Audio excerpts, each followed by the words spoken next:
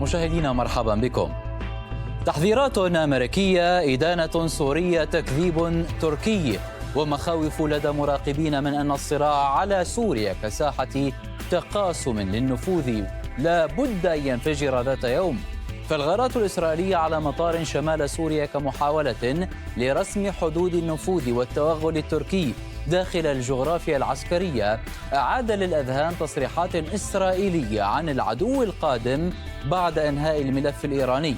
وفي التفاصيل، شنت إسرائيل غارات على مطار أبو الظهور بزعم أن دمشق كانت على وشك انتهاك الوضع الراهن المتفق عليه مع إسرائيل في المسائل الأمنية من خلال السماح لقوات تركية بالانتشار في القاعدة الجوية، وهو ما يمثل تهديدا للأمن الإسرائيلي. لترد الرئاسة التركية سياسة توسعية ومزعزعة للاستقرار. فما هو الاتفاق الذي تشير إليه إسرائيل مع الجارة الشمالية؟ ومن الذي يخرقه في ظل سياسات إسرائيل؟ وماذا عن حدود وكيفية رسم علاقات دمشق، تل أبيب، أنقرة بين الدبلوماسية والرسائل النارية، وقدرة كل طرف على ضبط موازين الرد كي لا نشهد صراعا جديدا في الشرق الأوسط؟ نفتح هذا الملف بعد فاصل قصير.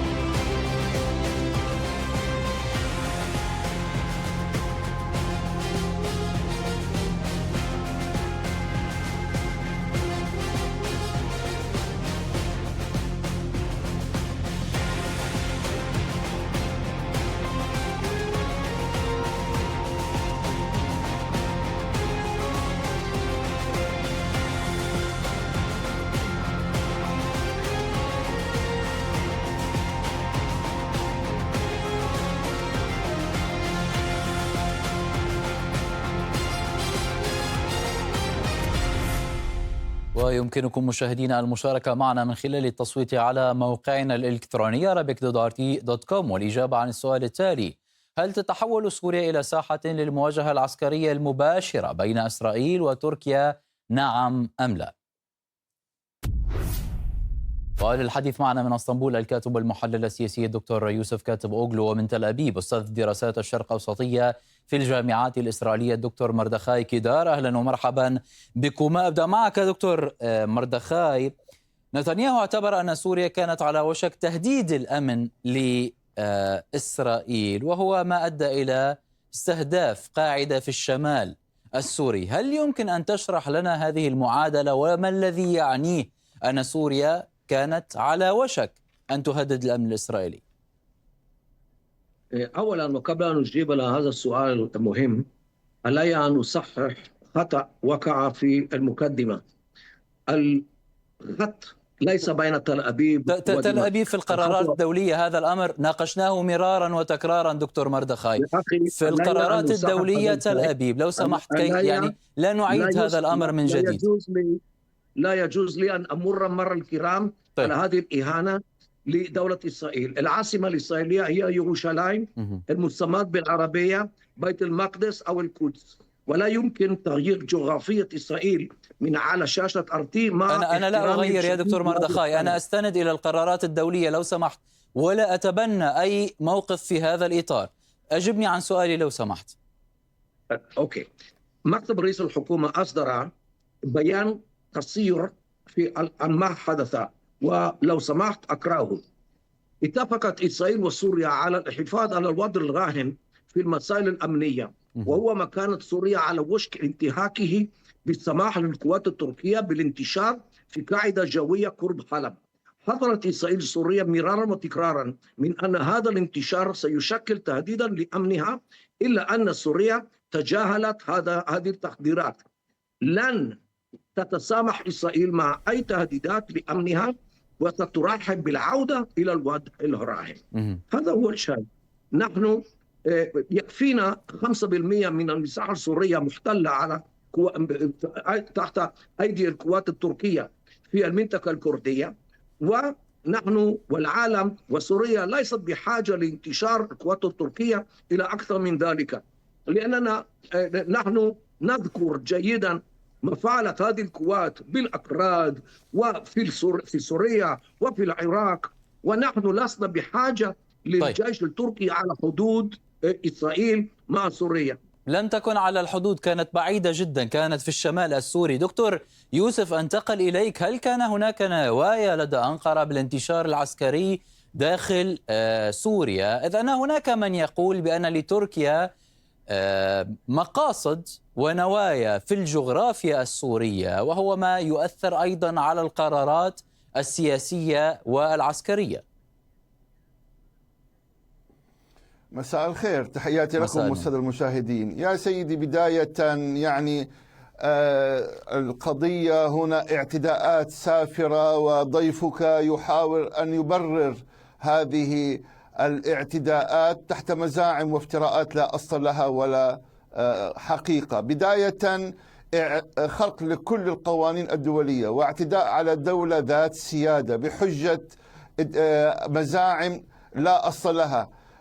تركيا وسوريا دولتان لديهما اتفاقيات ولديهما تنسيق مشترك، وهذا كان واضحا وجليا في الكثير من الخطابات الرسمية والسياسية والدبلوماسية بين البلدين. نعم. وآخرها خطاب الرئيس رجب طيب أردوغان بأن أمن واستقرار سوريا من أمن واستقرار تركيا.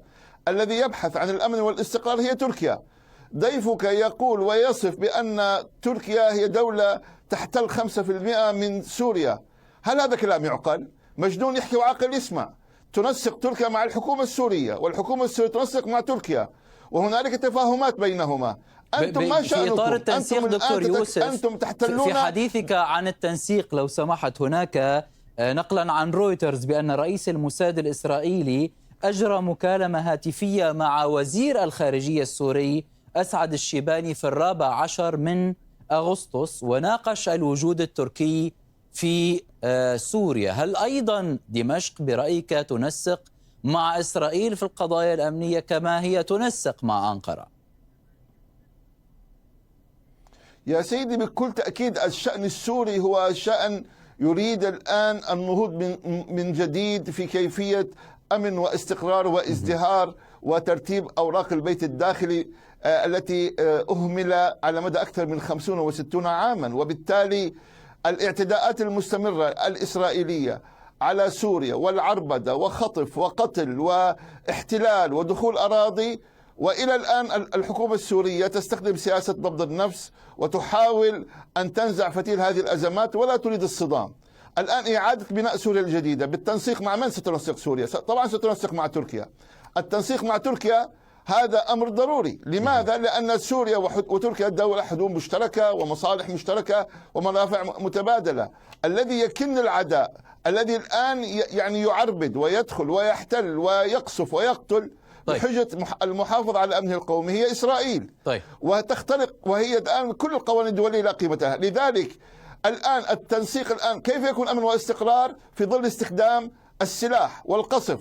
يقول لك بأن كان هنالك نوايا تركية للوجود في قاعدة أبو الظهور العسكري، وهي قامت بناء على هذه نفس الحجة يا دكتور يوسف. هذا كله كذب. كي لا أطيل على الدكتور مردخاي، هذه نفس الحجة التي كانت تستخدمها تركيا في ضرب القواعد الكردية في سوريا في السنوات الماضية، هو الحديث عن الأمن القومي. يعني كما نسمع هذه الادعاءات الإسرائيلية كنا نسمعها أيضا من الجانب التركي. سأعود إليك دكتور مردخاي. يعني توقيت الغارة له دلالات كثيرة أيضا بعد لقاء المبعوث الأمريكي إلى سوريا مع وزير الخارجية السوري في أنقرة. هل تحاول إسرائيل فرض نفسها على طاولة مفاوضات أمريكية سورية وأيضا البريد في أنقرة؟ هذا الشيء متروك للأمريكيين. نحن لا نتدخل في الحسابات الأمريكية حتى ولو كانت خاطئة، خاصة في هذه الجزئية. المشكلة هي أن منذ 7 أكتوبر 23 من نشوب هذه الحرب، وتركيا كانت قلبا وقالبا وراء حماس طيلة السنوات، ونحن نعلم ذلك جيدا، والأتراك لم يخفوا إيواءهم لرجال حماس، لقادة حماس في تركيا، بالرغم من أن حماس معرفة كمنظمة إرهابية عالميا، معرفة حتى في ناتو، والنوايا التركية يعلمها الجميع. شوف، نحن اليوم نشتبه بأن هناك إعادة إحياء فكرة الإمبراطورية العثمانية.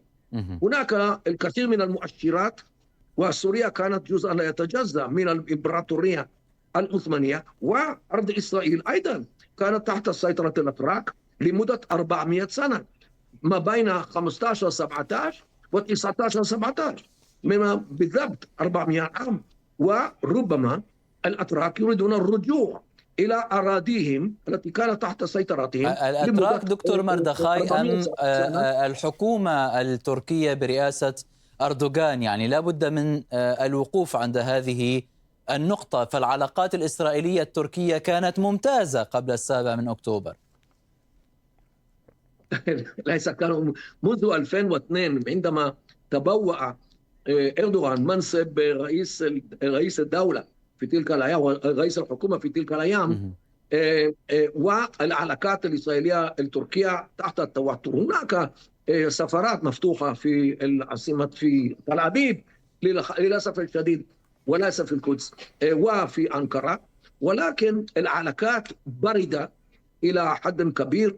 هناك هناك شركة يلماز التركية وهي تعمل في تل أبيب اليوم، بالرغم من المقاطعة وبالرغم من الأجواء الباردة بين تركيا وإسرائيل. ولذلك نحن لسنا في حالة حرب مع تركيا، بالعكس نحن نريد الحديث مع الأتراك كما كان منذ كثير من السنوات. وتركيا كانت، فقط للتذكير، تركيا كانت كانت الدولة الإسلامية الأولى التي اعترفت بإسرائيل.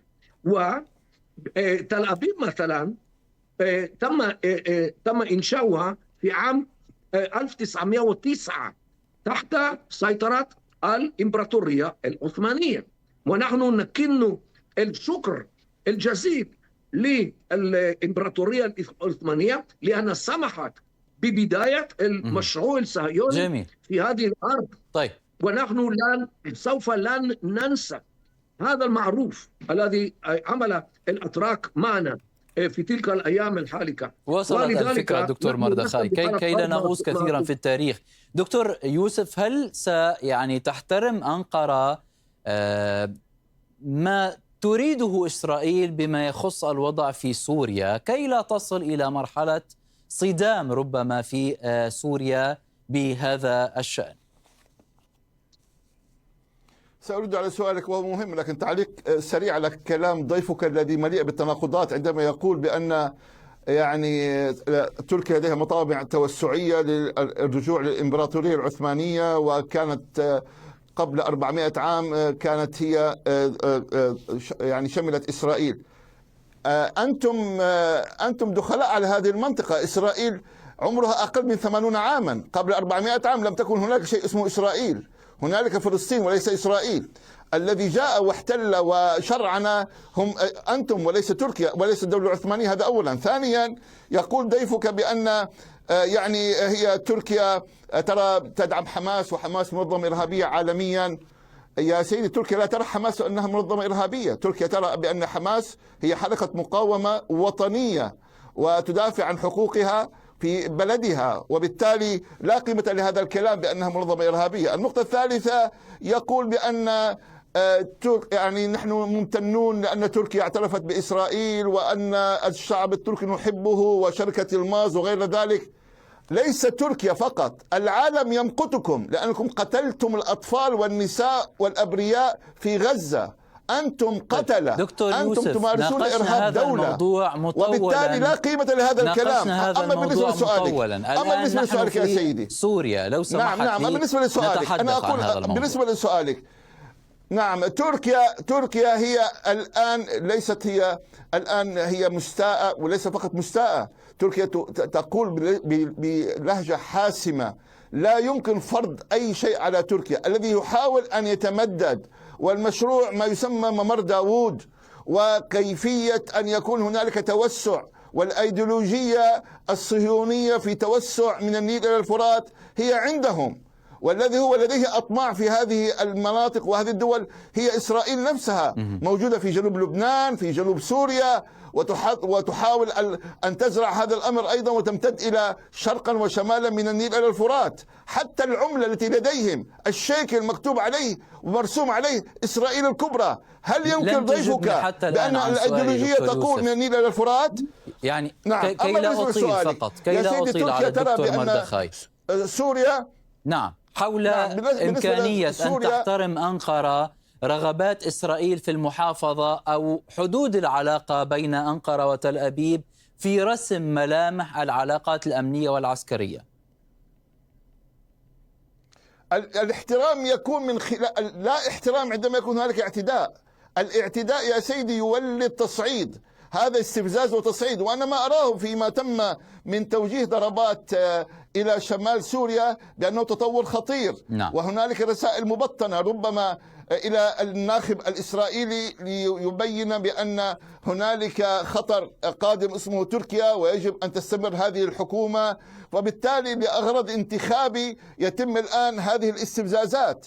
وما تم ذكره من مبررات هذه فقط مزاعم لإعطاء شرعنة لهذا الاعتداء. طيب. ولكن لا يمكن الحديث عن أمن واستقرار في ظل هجوم وخرق سيادة الدول وتصعيد عسكري واستخدام السلاح. كيف يكون؟ لذلك هذا تناقض ولا يمكن الاحترام. طيب. دكتور مردخاي، ردع هذا الأمر. ضيفنا دكتور يوسف يقول بأن سوريا تريد رسم علاقات طبيعية مع إسرائيل كي يعم الأمن والسلام في المنطقة. هذا الخطاب الرسمي السوري، لكننا نشاهد في بعض الأحيان أن هناك هتافات تخرج في شوارع العاصمة دمشق مثلا من قبل فصائل أو جهات تابعة لوزارات سيادية تتوعد إسرائيل وتتوعد يعني بالحرب مع إسرائيل. كيف توازن أو تفهم إسرائيل هذا الموقف ما بين موقف رسمي ورسائل مبطنة كما يقول البعض؟ سأجيبك بعد التعليق على ما قاله المتكلم من تركيا. أولا، الخرائط العثمانية لم تشمل فلسطين. لا، كلمة فلسطين لم ترد على هذه الخرائط. هناك ولاية سورية هذا مكانها، أو متصرفية القدس. هذا عندي خرائط عثمانية لن تذكر اسم فلسطين. هذا أولا.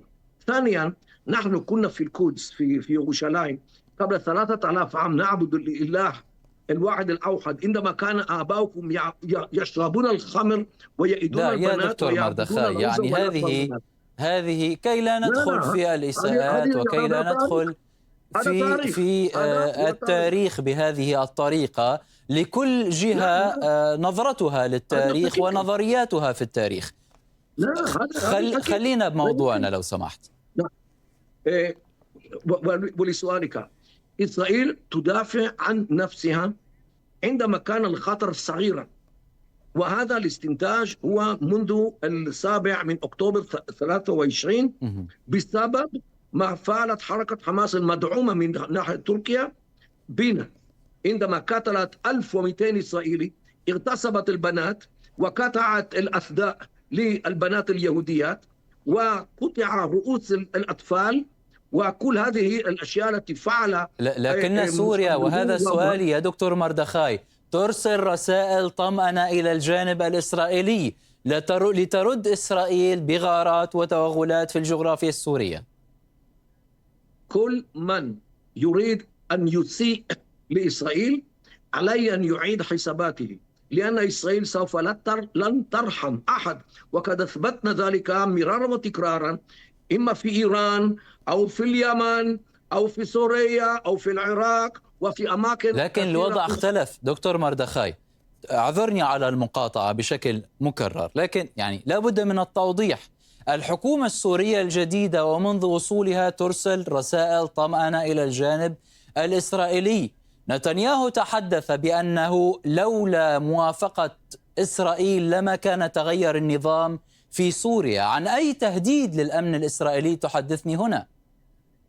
نحن نشاهد ما يحدث في سوريا، قتل الدروز بالجملة، قتل العلويين، قتل ذبح النصارى في سوريا، والحروب لا متناهية ضد الأكراد. وإذا كان هذه معاملة المواطنين السوريين من قبل الحكومة الجولاني، فما بالك بمعاملته لإسرائيل عندما يتمكن، بمعنى يتقوى بفضل الأتراك ويقوم بما قامت به حركة حماس. هل هناك فرق بين جبهة النصرة وحماس؟ هل هناك فرق بين جبهة النصرة والقاعدة؟ هل هناك فرق بين جبهة النصرة وداعش؟ وهو خريج جبهة النصرة والقاعدة طيب. معا. دكتور، ولذلك نحن نشتبه بكل شيء عندما كان صغيرا كي لا وصلت الفكرة. دكتور يوسف، ما إمكانية أن تتحول سوريا إلى ساحة مواجهة عسكرية ما بين إسرائيل وتركيا تبعا لتضارب المصالح واختلاف السياسات المتبعة؟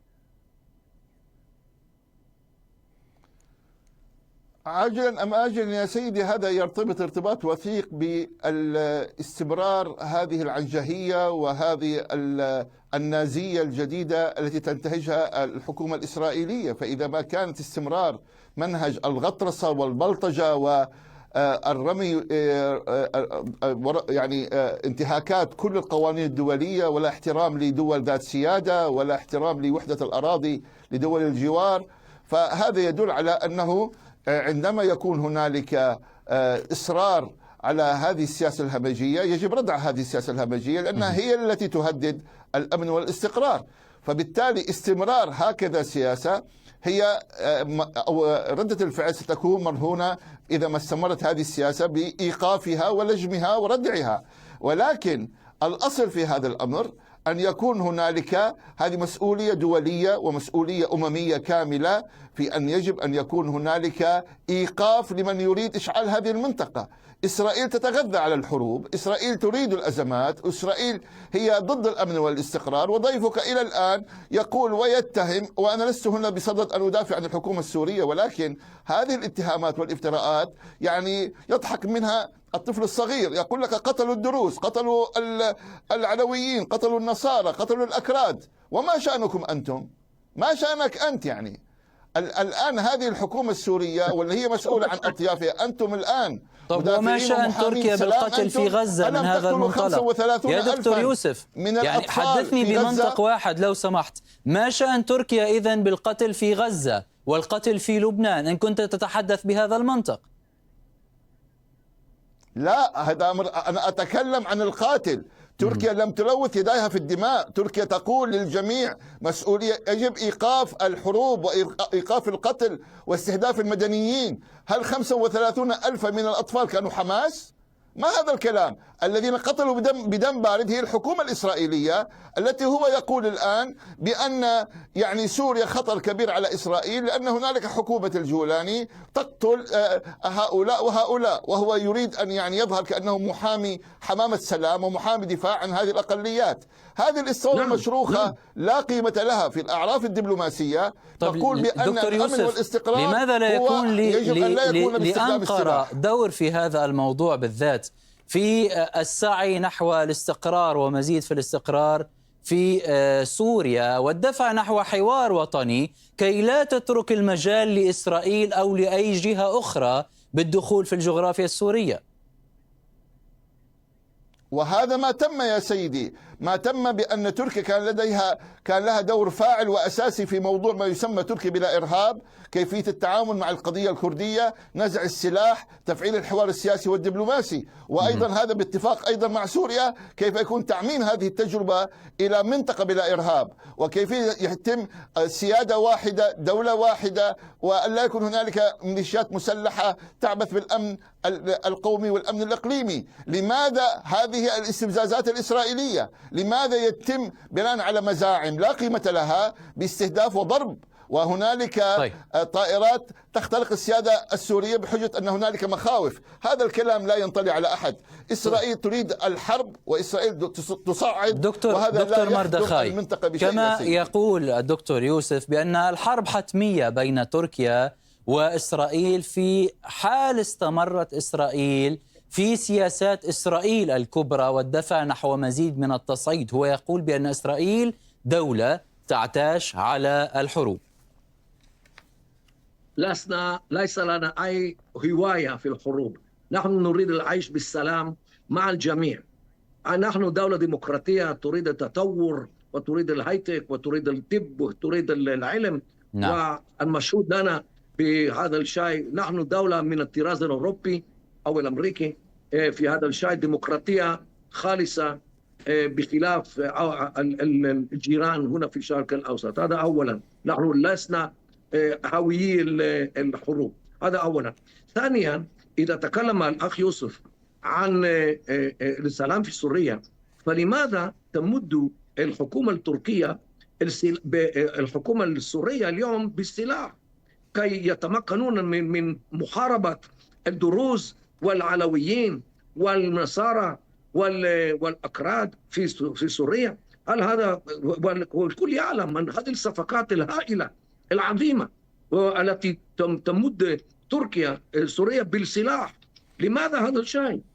وأنتم يعني في تركيا تجتبون الأموال من السوريين بسبب هذه البيزنس، وتركيا اليوم تبيع الموت لسوريا أيضا لشن الهجمات على الأقليات في سوريا، وربما علينا أيضا. طيب. ولذلك علينا أن نشاهد هذا الشيء ما بين تركيا وسوريا. العالم المتحضر عليه أن يوقف هذا الشيء، لأن سوريا ستصبح حظيرة تركيا، بمعنى إعادة سوريا. للأسف دكتور مردخاي لم يبقى لدي الكثير من الوقت، ننتقل إلى رأي الجمهور في حلقتنا لهذا اليوم. هل تتحول سوريا إلى ساحة للمواجهة العسكرية المباشرة بين إسرائيل وتركيا؟ 67% جاوبوا بنعم على هذا السؤال، والباقي جاوب بلا عليه. من تل أبيب أستاذ دراسات الشرق أوسطية في الجامعات الإسرائيلية دكتور مردخاي كيدار، ومن اسطنبول المحلل السياسي دكتور يوسف كاتب أوغلو. شكرا جزيلا لكما على المشاركة معنا، وكل الشكر لكم مشاهدينا على طيب المتابعة. إلى اللقاء.